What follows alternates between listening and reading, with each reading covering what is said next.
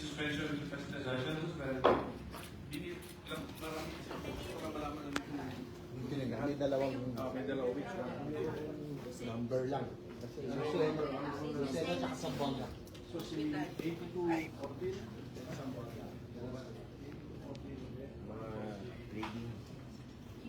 Anong mga ospital yan, boss? Renaming, Ah. reading, karagdagang mga hospital beds dahil kulang talaga yung mga hospital beds natin sa probinsya.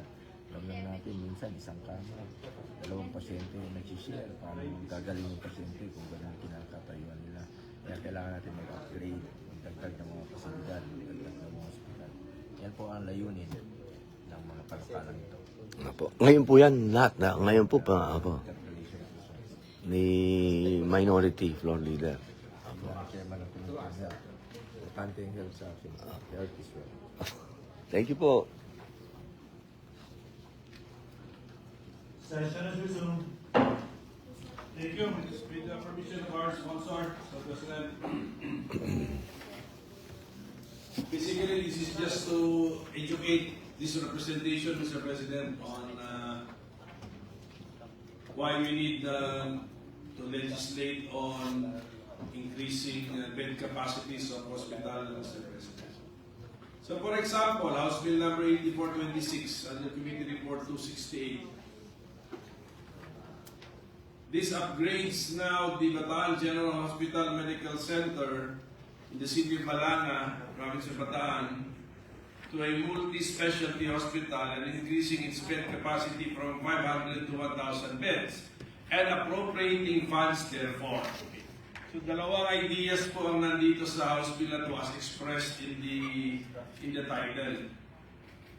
So it's already a general hospital and we are upgrading it to a multi-specialty hospital. What would be the practical difference, Mr. President, between a multi-specialty hospital and a general hospital?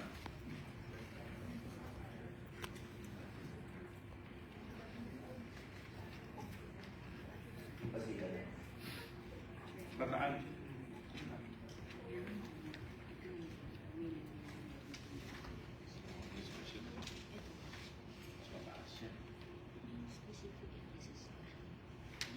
Mr. President, we need to pass laws because we need to repeal or amend existing laws providing for the upgrade of the DOH hospital. For this instance, Mr. President, we are passing laws for the following hospitals: the Basilan General Hospital. The hospital has not received an upgrade since Republic Act 8543 1998. Bataan General Hospital Medical Center, the hospital has not received an upgrade since 2019, since Republic Act 11107 in 2019, Mr. President. For Bataan, Mr. President, they plan to have a cancer center. Kaya may specialty po ito, specialty center, Mr. President. I think, Mr. With the permission of the gentleman who have the floor, all of these local hospitals, Your Honor, were established by law. And these laws indicated how many beds the hospital would be at the time they were established. So whenever we increase the bed capacity when it was originally established, there is a need to so amend the law to reflect the new bed capacity. I completely disagree, Mr. President. Your Honor, why this indeed has to be done. Perhaps the sponsor can consider later on an amendment that will say increase the bed capacity and then say which may be increased upon the approval or subject to the approval of the Department of Health. But in no case to exceed X beds, for example. Para hindi na po sila balik ng balik sa atin, kada gagawin 50 yung 20, kada gagawin 75 yung 50, kada gagawin 100 yung 75. We were able to do something like that for state universities and colleges. Perhaps the committee can find a way as well to ease the burden of both the House and the Senate in regard to these requests. Mr. President, kung ako lang po masusunod, gusto po natin taasan ang bed capacity ng lahat ng DOH hospitals. Pero kailangan pag-aralan ng DOH ng mabuti base po sa karanasan natin sa pandemya, no? Ang totoong bed capacity rate ng DOH hospitals kapag may health crisis, kung ano bang bed, appropriate bed capacity. Pag meron tayong na-file din po no, na bill, yung DOH bed capacity.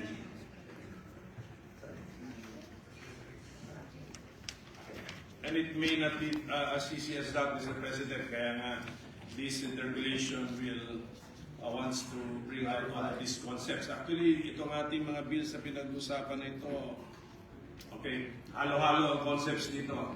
Number one, there are bills establishing a general hospital in a certain place. So yun yung step one na sinabi na Senate President natin kanina. That's why when we rename or when we upgrade, we have to amend the law because the law established a general hospital. And then meron ang ibang bills dito, upgrades an already established general hospital to a multi-specialty hospital. Ang iba naman, levels. From a level 1 to a level 2 or from a level 2 to a level 3. That is part of the bill. And then, a lot of bills now also increase the bed capacity. So parang pangatlong concept lang po yung bed capacity dito po sa mga bills natin. Okay. In the establishment of a general hospital in a certain place, is that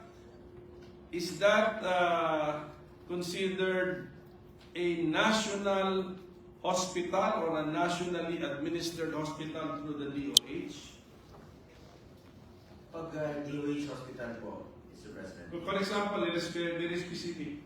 The Bataan General Hospital and Medical Center in the city of Balanga, province of Bataan, was this originally established by law? Yes, Mr. President. And then, who spends for it? DOH po, pag itong Balanga, sa Bataan, Yes.